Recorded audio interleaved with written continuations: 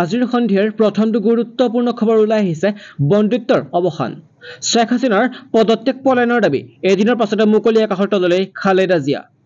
বাংলাদেশত আৱামী লীগৰ শ্বেখ হাছিনাৰ পদত্যাগ আৰু তেওঁৰ দলৰ বিৰুদ্ধে ব্যাপক হিংসাৰ মাজতে দেশ ত্যাগ কৰা মাত্ৰ এদিন পাছতে বেগম খালেদাই জিয়াৰ মুক্তিয়ে বিশেষ তাৎপৰ্যপূৰ্ণ বহন কৰিছে।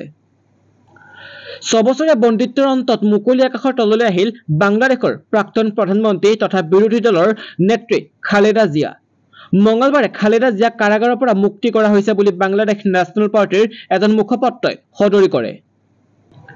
বাংলাদেশ আৱামী লীগৰ শ্বেখ হাছিনাৰ পদত্যাগ আৰু তেওঁৰ দলৰ বিৰুদ্ধে ব্যাপক হিংসাৰ মাজত দেশ ত্যাগ কৰা মাত্ৰ এদিন পাছতেই বেগম খালেদা জিয়াৰ মুক্তিয়ে বিশেষ তাৎপৰ্যপূৰ্ণ বহন কৰিছে। বাংলাদেশৰ প্ৰথমগৰাকী মহিলা প্ৰধানমন্ত্ৰী খালেদা জিয়া 2018 চনত বিভিন্ন দুৰ্নীতিৰ গোচৰত 17 বছৰ কাৰাদণ্ডৰে দণ্ডিত হৈছিল। শ্বেখ হাছিনাই দেশৰ পৰা পলায়ন কৰা কেইঘণ্টামানৰ পাছতেই সোমবাৰে খালেদা জিয়াৰ মুক্তিৰ নিৰ্দেশ দিলে বাংলাদেশৰ ৰাষ্ট্ৰপতি মহম্মদ শ্বাহাবুদ্দিনে। খালেদা জিয়াৰ মুক্তিৰ লগে লগে বাংলাদেশৰ ৰাষ্ট্ৰপতি মহম্মদ শ্বাহাবুদ্দিনে সংসদ ভংগ কৰে। খালেদা জিয়া প্ৰথমবাৰৰ বাবে 1991 চনত প্ৰধানমন্ত্ৰী হৈছিল আৰু 1994 চনলৈকে কাৰ্যনিৰ্বাহ কৰিছিল। বাংলাদেশৰ প্ৰধানমন্ত্ৰী হিচাপে তেওঁৰ দ্বিতীয়টো কাৰ্যকাল আছিল 2001 চনৰ পৰা 2006 চনলৈ।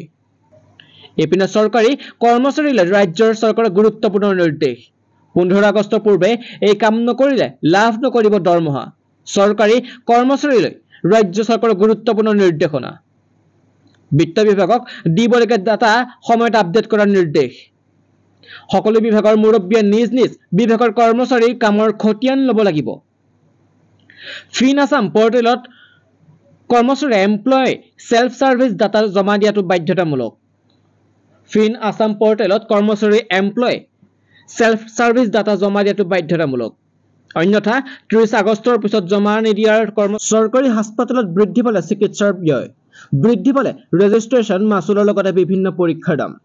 পঞ্জীয়ন মাচুলকে ধৰি বিভিন্ন পৰীক্ষা খৰচৰ বৃদ্ধি পালে চৰকাৰী হাস্পতালত। 50ৰ পৰা 75% বৃদ্ধি পালে জৰুৰীকালীন পৰীক্ষাৰ খৰচ। চৰকাৰী হাস্পতালত বৃদ্ধি পাই যায় চিকিৎসাৰ ব্যয়। এতিয়াৰ পৰা আপুনি চৰকাৰী হাস্পতালত চিকিৎসা কৰিবলৈ আহিলে পূৰ্বতকৈ অধিক খৰচ কৰিব লাগিব। পঞ্জীয়ন মাচুলকে ধৰি বিভিন্ন পৰীক্ষাৰ খৰচ বৃদ্ধি পালে চৰকাৰী হাস্পতালত। 50ৰ পৰা 75% বৃদ্ধি পালে জৰুৰীকালীন পৰীক্ষাৰ খৰচ।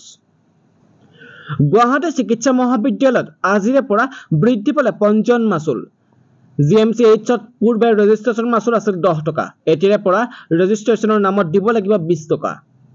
লগতে প্ৰায় 107টা বিভিন্ন পৰীক্ষাৰ দাম বৃদ্ধি কৰা হৈছে। পূৰ্বে পেইং কেবিনৰ নামত দিব লাগিছিল 1000 টকা। এতিয়াৰে পৰা ৰোগীয়ে ভৰিব লাগিব 1200 টকা। প্ৰতিখন বিচনাৰ নামত দৈনিক দিব লাগিব 20 টকা। ডি ভিটামিনৰ পূৰ্বৰ 1200ৰ পৰিৱৰ্তে এতিয়া 1500 টকা। থাইৰয়ড পৰীক্ষাৰ বাবদ 600 টকাৰ পৰিৱৰ্তে 800 টকা। লিপিড প্ৰফাইল টেষ্টৰ পূৰ্বৰ দাম আছিল 365 টকা। বৰ্তমান টেষ্টৰ দাম হ'লগৈ 500 টকা। মেঘালয়ত অসমৰ বাহন প্ৰৱেশৰ বাধা আঁতৰিল। মেঘালয়লৈ যাব পাৰিব অসমৰ ব্যক্তিগত বাণিজ্যিক বাহন। অসম মেঘালয় 28টা চালক টুৰিষ্ট সন্থাই মিলিত হৈছিল বৈঠকত। শ্ৰীলংকাসহ আন ঠাইত ভিজিটত নাথাকিব ভয় শংকা। অসমৰ বাহন মেঘালয়ত প্ৰৱেশ বাধা আঁতৰিল। মেঘালয়ৰ নংপুৰ বৈঠকত ওলাল সমাধানৰ সূত্ৰ। অসমৰ ব্যক্তিগত বাণিজ্যিক বাহন লৈ যাব পাৰিব মেঘালয়লৈ। অসম মেঘালয়ৰ 28টা চালক টুৰিষ্ট সন্থাই মিলিত হৈছিল বৈঠকত। শ্ৰীলংকাসহ আন ঠাই ভিজিট নাথাকিব ভয় শংকা। অসমৰ বাহন পৰ্যটকে লৈ যাব পাৰিব। শ্বিলং, ডাউকি, চেৰাপুঞ্জী, খাচী টেক্সি সন্থাই প্ৰত্যাহাৰ কৰিলে পূৰ্ব প্ৰত্যাপিত দাবী। উল্লেখযোগ্য যে বিগত কিছুদিনত মেঘালয়ত বহিৰাজ্যৰ বাহন প্ৰৱেশত বাধা প্ৰদান কৰিছিল একাংশ দল সংগঠনে। খাচী টেক্সি চালক সন্থাৰ প্ৰতিবাদত মেঘালয়ত আবদ্ধ হৈ পৰিছিল বহিৰাজ্যৰ শ শ বাহন। স্থানীয় বাণিজ্যিক বাহনত উঠিহে মেঘালয় ফুৰাৰ চৰ্ত ৰাখিছিল মেঘালয়ৰ টেক্সি চালকসকলে। বিষয়টো সমাধান কৰাৰ বাবে ৰাজ্য চৰকাৰক আহ্বান জনাইছিল অসম টেক্সি চালক সন্থাই। অসমৰ লগতে আন ৰাজ্যৰ বাহনৰ প্ৰৱেশত বাধা দিয়াৰ ফলত মেঘালয়ৰ পৰ্যটন তৃতীয়টো কাৰ্যকালৰ প্ৰথমখন বাজেট। নতুন ব্যৱস্থাত আয়কৰ ৰেহাইৰ ঊৰ্ধ্বসীমা বৃদ্ধি কৰিলে নিৰ্মলা সীতাৰমণে। আয়কৰৰ ক্ষেত্ৰত কেন্দ্ৰীয় বিত্তমন্ত্ৰীয়ে কি ঘোষণা কৰিলে? লোকসভাৰ নিৰ্বাচনৰ পূৰ্বে মোদী চৰকাৰৰ দ্বিতীয় কাৰ্যকাল ভোট অন একাউণ্ট বা অন্তৰ্বৰ্তী বাজেট দাখিল কৰিছিল। পুৰণি ব্যৱস্থা অল ৰেজিম আয়কৰ ক্ষেত্ৰত কোনো পৰিৱৰ্তন কৰা হোৱা নাই এই বছৰ কেন্দ্ৰীয় বাজেটত, কিন্তু নতুন ব্যৱস্থাত আয়কৰ ক্ষেত্ৰত কেতবোৰ পৰিৱৰ্তনৰ কথা ঘোষণা কৰিছে কেন্দ্ৰীয় বিত্তমন্ত্ৰী নিৰ্মলা সীতাৰমণে। লোকসভা নিৰ্বাচনৰ পূৰ্বে মোদী চৰকাৰৰ দ্বিতীয় কাৰ্যকালৰ ভোট অন একাউণ্ট বা অন্তৰ্বৰ্তী বাজেট দাখিল কৰিছিল। সেই অন্তৰ্বৰ্তী বাজেটত আয়কৰ গাঁথনিৰ কোনো পৰিৱৰ্তনৰ কথা ঘোষণা কৰা হোৱা নাছিল, কিন্তু তৃতীয়বাৰৰ বাবে মোদী চৰকাৰ শাসনলৈ অহাৰ পিছত বাজেটত আয়কৰ ওপৰত কোনো পৰিৱৰ্তন হ'ব নে নহয় তাক লৈ জল্পনা কল্পনা অব্যাহত আছিল। মঙলবাৰে বাজেট দাখিল কৰে কেন্দ্ৰীয় বিত্তমন্ত্ৰীয়ে। আয়কৰৰ ক্ষেত্ৰত কেতবোৰ ৰেহাইৰ কথা ঘোষণা কৰে সীতাৰমণে। পুৰণি ব্যৱস্থাত আয়কৰৰ ক্ষেত্ৰত কোনো পৰিৱৰ্তনৰ কথা ঘোষণা নকৰিলেও নতুন ব্যৱস্থাত কেতবোৰ পৰিৱৰ্তন অনা হৈছে। নতুন ব্যৱস্থাত ষ্টেণ্ডাৰ্ড ডিডাকশ্যন 50,000 টকাৰ পৰা বৃদ্ধি কৰি 75,000 কৰা হয়। আয়কৰ ক্ষেত্ৰত কেন্দ্ৰীয় বিত্তমন্ত্ৰীয়ে কি ঘোষণা কৰিলে? 0 পৰা 3 লাখ টকালৈ বছৰি আয় কৰিলে কোনো কৰ দিব নালাগে। 3 লাখৰ পৰা 7 লাখ টকালৈ বছৰি আয়ত কৰ দিব লাগিব 5%। বছৰি 7 লাখ টকাৰ পৰা 10 লাখ টকালৈ আয়ত কৰ দিব লাগিব 10%। বছৰি 10 লাখৰ পৰা 12 লাখ টকা আয় কৰিলে কৰ দিব লাগিব 15%। 12 লাখ টকাৰ পৰা 15 লাখ টকালৈ বছৰি আয়ত কৰ দিব লাগিব 20%। বছৰি যদি 15 লাখ টকাৰ বেছি হয় তেন্তে 30% কৰ দিব লাগিব। আৰু লগতে বাজেটত কিহৰ দাম কমিল, কি বস্তুৰ দাম বাঢ়িল, কি কিনিব লাগিব বেছি দামত, সবিশেষ জনাৰ কামেই প্ৰতিবেদন। একাধিক সামগ্ৰীৰ ওপৰত কৰ ৰেহাইৰ কথা ঘোষণা কৰিছে বাজেটত। লগতে কৰ বৃদ্ধি কৰা হৈছে কিছু সামগ্ৰীৰ ওপৰত। বাজেটৰ পিছত কি সামগ্ৰীৰ দাম কমিব, কিহৰ দাম বাঢ়িব, চাওক সম্পূৰ্ণ তালিকা। কেন্সাৰৰ চিকিৎসাত ব্যৱহৃত ঔষধৰ দাম কমিব। 3টা গুৰুত্বপূৰ্ণ ঔষধৰ ওপৰত কৰ উঠাই দিছে চৰকাৰে। কেন্দ্ৰীয় বিত্তমন্ত্ৰী নিৰ্মলা সীতাৰমণে জনাইছে এই 3বিধ ঔষধ সম্পূৰ্ণ শুল্কমুক্ত আৰু হৈছে। ফলত কেন্সাৰ ঔষধৰ দাম বহু পৰিমাণে কমিব পাৰে বুলি ধাৰণা কৰা হৈছে। মোবাইল ফোন, মোবাইল চাৰ্জাৰ আৰু অন্যান্য মোবাইলৰ সৰঞ্জাম দামো কমিব। এই সামগ্ৰীবোৰৰ ওপৰত সাধাৰণ শুল্ক হ্ৰাস কৰা হৈছে প্ৰায় 15%। ফলত পূৰ্বৰ তুলনাত কম পাব মোবাইল আৰু সেই সংক্ৰান্তীয় সামগ্ৰী। সোণ আৰু ৰূপৰ দামো হ্ৰাস পাব। মঙলবাৰে নিৰ্মলা সীতাৰমণে জনাইছে সোণ আৰু ৰূপৰ আমদানি শুল্ক 6% কমাই দিয়া হ'ব। বিশেষজ্ঞসকলৰ বহুতৰ মতে ইয়াৰ ফলত সোণ আৰু ৰূপৰ দাম কমিব আৰু এই ধাতুবোৰৰ চাহিদা আৰু বাঢ়িব। সাধাৰণ মানুহ আৰু বেছিকৈ সোণ ৰূপৰ গহনা কিনিবলৈ আৰম্ভ কৰিব। প্লেটিনামৰ ওপৰত 6.4% শুল্ক হ্ৰাস কৰা হ'ব। প্লেটিনামৰ দামো হ্ৰাস পাব। আৰু দুবিধ ধাতুৰ দাম কমিব।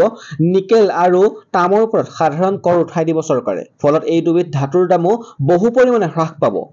ইয়াৰ উপৰিও 25টা গুৰুত্বপূৰ্ণ ধাতুৰ ওপৰত কৰ সম্পূৰ্ণৰূপে উঠাই দিয়া হৈছে।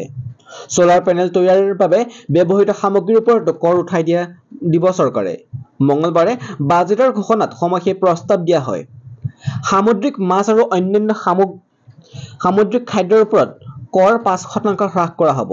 বাজেটত কিছুমান সামগ্ৰীৰ দাম বাঢ়িছে, বৃদ্ধি কৰা হৈছে কৰৰ পৰিমাণ। টেলি যোগাযোগৰ সৰঞ্জামৰ ওপৰত ইমান দিনে 10% কৰ লোৱা হৈছিল, এইবাৰ 15% কৰ লোৱা হ'ব বুলি জনা যায় বিত্তমন্ত্ৰীয়ে। বিভিন্ন প্লাষ্টিকৰ সামগ্ৰীৰ দাম বৃদ্ধি পাব। প্লাষ্টিকজাত সামগ্ৰীৰ শুল্ক বৃদ্ধি কৰা হৈছে। আৰু লগতে বাজেটত নিবনুৱাৰ বাবে ডাঙৰ ঘোষণা। ইণ্টাৰ্ণশ্বিপে 10 নিযুত যুৱক-যুৱতীৰ বাবে খুলিব সম্ভাৱনাৰ নতুন দুৱাৰ। বিত্তমন্ত্ৰী নিৰ্মলা সীতাৰমণে কৈছে যে ইণ্টাৰ্ণশ্বিপৰ সুবিধা প্ৰদান কৰা কোম্পানীবোৰে ইণ্টাৰ্ণসকলৰ প্ৰশিক্ষণৰ ব্যয় বহন কৰিব।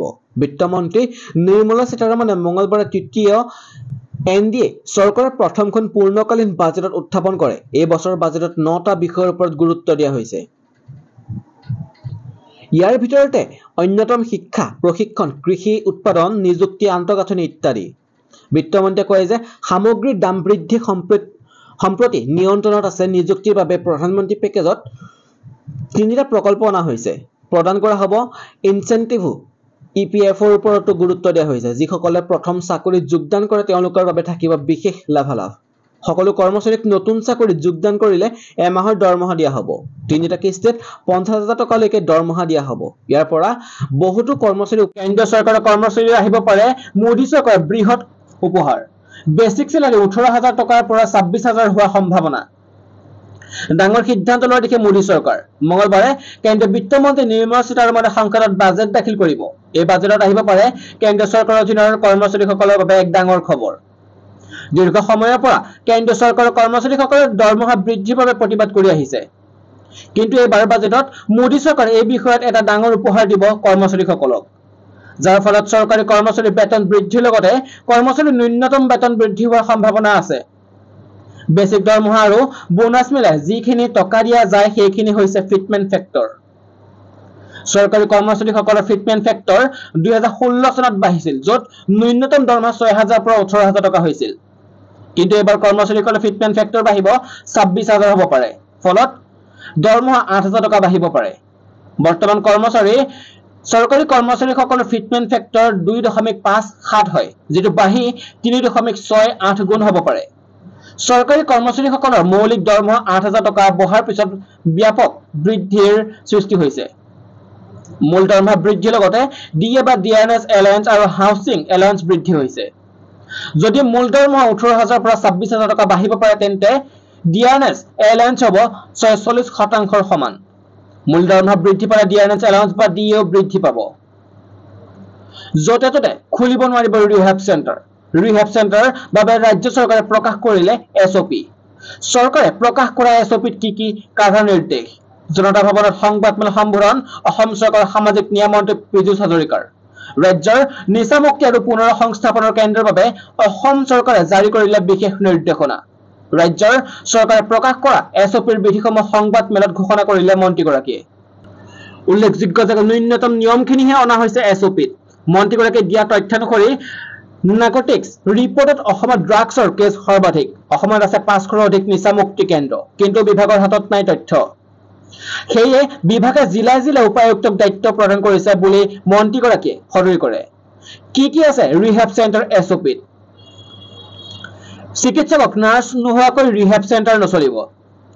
এইবাৰ পৰা ৰিহেব চেণ্টাৰত ৰোগী ঢুকালে কঠোৰ ব্যৱস্থা লোৱা হ'ব।